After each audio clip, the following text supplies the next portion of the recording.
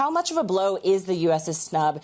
In addition to Rubio not coming this week, there are reports that Scott Bessent won't be coming next week for the finance ministers' meeting. What does this mean for South Africa? I think it's a huge blow. The G-20 is a gathering of the world's biggest economies, and the U.S. is the biggest economy. So it does mean that whatever is achieved, if it's without the U.S., will be less meaningful.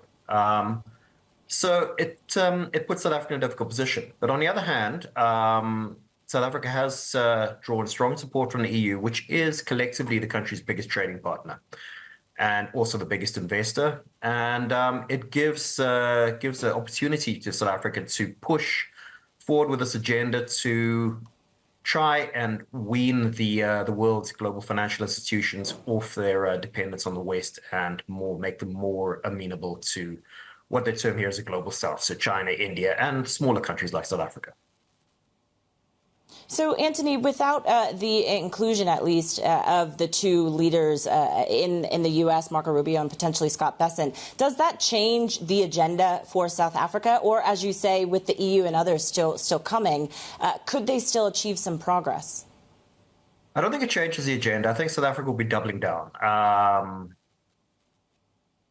Solving inequality, dealing with the problems of the so-called global south, such as African debt, is important to South Africa. So I'm pretty sure that that's what they'll be focusing on. I think they can achieve a few things, but obviously without the world's biggest economy, it's going to be limited. And it does make the whole hosting of the G20 a little bit more of an honor for South Africa. It's going to be a difficult year. So then what's the focus then, Antony, for you? You'll be heading down to the convention center. What are you focused on getting? Well, I think what we should look at is both the South Africans and Kaya Kallas yesterday said that multilateralism was under threat.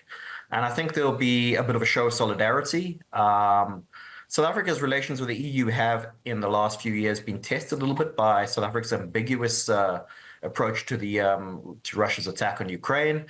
And it's been quite difficult. But suddenly there seems to be a rapprochement, and old friends seem to be finding each other in a time when they're all under a bit of attack from the new Trump administration.